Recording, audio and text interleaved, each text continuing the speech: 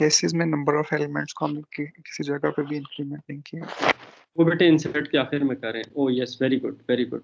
तो देखो, जब हम लोगों ने यहाँ पे रिटर्न किया तो रिटर्न से पहले हमें जो है n प्लस प्लस करना पड़ेगा। सिर्फ इस केस में हमारे पास n प्लस प्लस होगा, बाकी सारी केसेस के अंदर, बाकी सारे केसेस के अंदर जो है वो हम लोग इस पे आएंगे, n प्लस प्लस लिस्ट के उसमें आएंगे, इस फंक्शन के एंड पे आएंगे। Very good observation. तो ये रिटर्न से पहले जो है, या इस फंक्शन में निकलने से पहले हम लोग जो है n प्लस प्लस करेंगे। या ये कर सकते हैं कि आप यहाँ से कट कर लें n प्लस प्लस को, और जहां जहां पे भी आपके पास वो नोड इंसर्ट हो रही है जाके, वहां पे आप उसको जो है वन प्लस प्लस कर लें। या इसका इवन एक और आसान हल हो सकता है कि हमें पता है कि मेमोरी हमारे पास जो है वो अवेलेबल है, तो इस n प्लस प्लस को उठा के हम लोग शुरू में ले जाते हैं, तो सारे केसेस के लिए ये चीज़ काम करेगी। ठीक है, लेकिन very good point, very good observation, thank you. अच्छा, अब हम लोग देखते हैं कि बाकी फंक्शंस हमारे पास सॉर्टेड लिंक। जी बेटे। सर ये जो आपने अलग अलग काम किए हैं मिडिल और एंड में, ये हम एक साथ ही एक ही कंडीशन में कर सकते हैं? अब बेटे आप ट्राई करना, अगर आपसे हो जाता है तो मेरे साथ प्लीज़ अपना सोल्यूशन शेयर करना, ठीक है? I would be waiting for your response. Okay sir.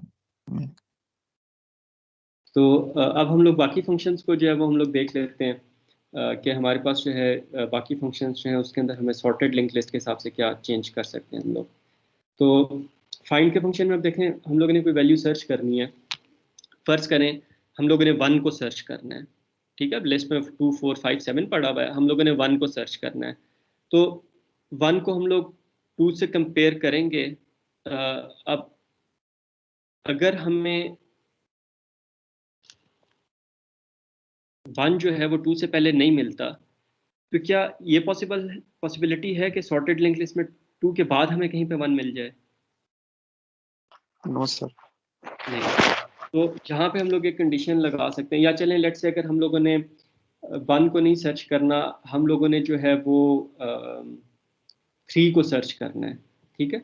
तो देखेंगे हमारे पास 3 जो है वो 2 से बड़ा है, हम लोग आगे जाएंगे। अब 3 जो है वो हमारे पास 4 से छोटा है, तो अब अगर हमें यहाँ तक वो वैल्यू नहीं मिली तो हमें आगे कहीं पे भी नहीं मिलेगी, ठीक है? तो यहाँ पे हम लोग थोड़ा सा time complexity, average case time complexity को थोड़ा सा बेहतर कर सकते हैं सॉर्टेड होने की वजह से, कि यहाँ पे हम लोग ये कहते हैं, क्या कंडीशन होगी? If and val is less than pointer dot data, ठीक है? तो अगर हमारे पास, अब जैसे अगर 3 को सर्च करते हैं, पॉइंटर नल है, पॉइंटर के अंदर हेड वाली नोड का एड्रेस है ना, पॉइंटर नल है, नहीं पॉइंटर नल नहीं है, पॉइंट ये बना लेते हैं इसको, पॉइंटर के अंदर हमारे पास हेड वाली नोड का एड्रेस है, तो पॉइंटर हमारे पास नल है नहीं। Val is less than pointer dot data, val हमारे पास 3 है, 3 इज नहीं, यहाँ पे ग्रेटर देन होगा, सॉरी,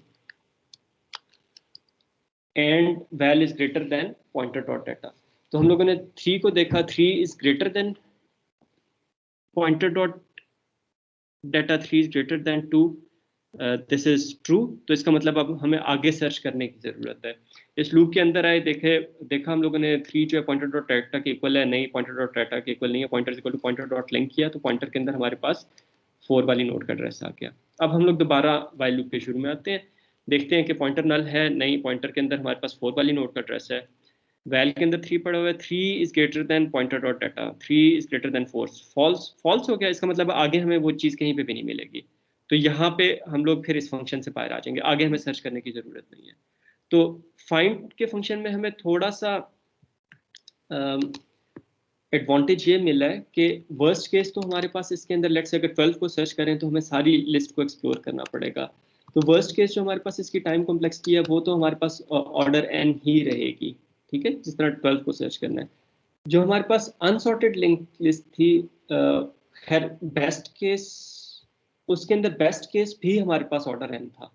क्यों बेस्ट केस? और नहीं, बेस्ट केस उसके अंदर ऑर्डर 1 था कि जो वैल्यू हम लोग सर्च कर रहे थे वो हमारे पास लिस्ट के शुरू में मिल गई, ठीक है? तो यहाँ पे भी हमारे पास बेस्ट केस हमारे पास ऑर्डर 1 ही रहेगा, उस केस में भी ऑर्डर 1 था, इस केस में भी ऑर्डर 1 रहेगा, ठीक है?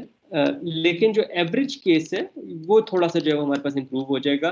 वो हमारे पास किस तरह इंप्रूव हो जाएगा कि अब सॉर्टेड लिंक लिस्ट के अंदर जब हम लोग कोई वैल्यू सर्च करते हैं, और जैसा 3 को सर्च करना है, अब हम लोग 4 तक पहुंचे, अब हमें पता है 4 जो है वो हमारे पास 3 से बड़ा, तो अब आगे जाने की जरूरत ही नहीं है। तो अनसॉर्टेड लिंक लिस्ट में हम आगे भी जाते थे। यहाँ पे यह कि यहाँ पे हम लोग ब्रेक कर रहे हैं, तो हमारे पास एवरेज केस जो है वो हमारे पास यहाँ पे थोड़ा सा बेहतर हो जाएगा as compare to unsorted link list. Update के अंदर ओके, अपडेट के अंदर यही वाला कोड काम करेगा।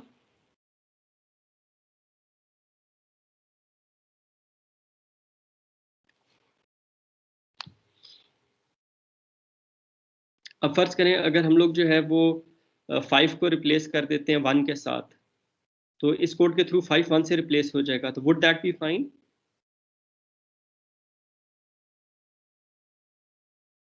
नो सर, क्योंकि सॉर्टेड नहीं रहेगी ना लिस्ट, हमारे पास सॉर्टेड नहीं रहेगी।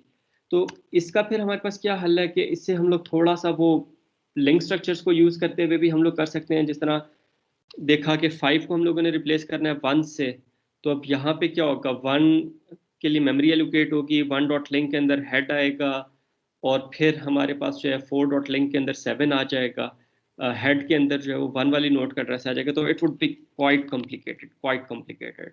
तो हम लोग यहाँ पे थोड़ा सा जो है वो अपनी आसानी के लिए हम लोग ये करते हैं कि हम लोग ये देखते हैं कि अगर हमारे पास जो ओल्ड वैल्यू है वो लिस्ट के अंदर है और वो इरेज हो जाती है, जब इरेज होगी तो हमारे पास इरेज का फंक्शन ट्रू रिटर्न करेगा। तो अगर ओल्ड वैल्यू हमारे पास जो है वो इरेज हो जाती है, तो फिर हम लोग क्या करेंगे कि न्यू वैल्यू को जो है वो इंसर्ट कर देंगे।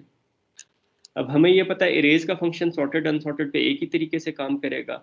जो इंसर्ट का फंक्शन है उसने क्या करना है कि उसकी अप्रोप्रिएट जगह पे जाके इंसर्ट करना है। तो यहाँ पे हम लोग इंसर्ट न्यू वैल्यू कर देंगे।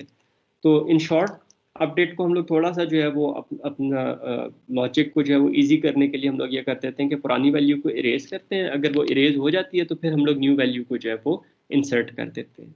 ठीक है जी। और फिर हम लोग रिटर्न ट्रू कर देते हैं कि हमारे पास जो वैल्यू अपडेट करना चाह रहे थे वो पुरानी वैल्यू जो है वो हमारे पास इरेज होगी, न्यू वैल्यू इंसर्ट होगी और रिटर्न ट्रू कर दिया। अगर वो पुरानी वैल्यू इरेज नहीं होती तो हम लोग न्यू वैल्यू इंसर्ट भी नहीं करेंगे और फॉल्स रिटर्न कर देंगे। अपडेट ऑल जो है वो थोड़ा सा हमारे पास कॉम्प्लिकेटेड हो जाएगा अगर हम लोग पुराने वाली लॉजिक को यूज़ करते हैं। तो यहाँ पे फिर हम लोग ये सिंपल लॉजिक यूज़ कर लेते हैं कि जब तक हमारे पास वैल्यूज़ जो हैं वो हमारे पास अपडेट हो रही हैं, हम लोग उनको अपडेट करते रहते हैं, और फिर उसके बाद जो है वो जब अपडेट होना ख़त्म हो जाती हैं तो फिर हम लोग जितनी मरतबा अपडेट किया होता है उसको हम लोग रिटर्न करा देते हैं। तो हम लोग ये कहते हैं कि while update old val new val, कि जब तक पुरानी वैल्यूज़ हमारे पास न्यू वैल्यूज से जो है वो रिप्लेस हो रही हैं हम लोग फाउंड प्लस प्लस करते जाते हैं। ठीक है, कि फर्स्ट टाइम एक वैल्यू अपडेट होगी तो हम लोगों ने फाउंड प्लस प्लस कर दिया। अब जिसको अपडेट कर रहे हैं वो अगर एग्जिस्ट ही नहीं करती वैल्यू तो अपडेट का फंक्शन फॉल्स रिटर्न करेगा, हम लोग इस वाइल लूप में आएंगे नहीं, और फाउंड के अंदर 0 पड़ा होगा 0 रिटर्न कर देंगे। अगर लिस्ट के अंदर 4 वैल्यूज़ पड़ी हुई हैं ओल्ड वैल्यूज़, उन चारों को हम लोगों ने न्यू वैल्यू से रिप्लेस करना है। तो फिर हमारे पास क्या होगा कि अपडेट का फंक्शन क्या करेगा, फर्स्ट कॉल पे जो फर्स्ट वैल्यू होगी उसको न्यू वैल्यू से जो रिप्लेस कर देगा, और जो हमारे पास जो है वो अपडेट का फंक्शन ट्रू रिटर्न करेगा, फिर जो नेक्स्ट ओल्ड वैल्यू होगी उसको न्यू वैल्यू से जो रिप्लेस कर देगा। तो इस तरीके से हम लोग अपडेट ऑल का फंक्शन जो है वो इम्प्लीमेंट कर सकते हैं। इरेज हमारे पास उसी तरह रहेगा कि उस नोड को ढूंढेंगे, उससे जो है वो हम लोग लिस्ट से जो है वो रिमूव कर देंगे। इरेज ऑल का फंक्शन हमारे पास इसी तरह रहेगा, इसकी लॉजिक वही हम लोगों ने कर ली जो हम लोगों ने अपडेट ऑल के अंदर की थी मोर और लेस। और फिर हमारे पास क्लियर का फंक्शन उसी तरह रहेगा, सारी की सारी नोट्स हमारे पास उसी तरह रिमूव होंगी जिस तरह अनसॉर्टेड लिंक लिस्ट में था। साइज, एम्प्टी, फुल ये उसी तरह रहेंगे, रीसेट उसी तरह, आइटरेटर फंक्शन उसी तरह रहेंगे, बाकी कोड जो है वो हमारे पास उसी तरह रहेगा।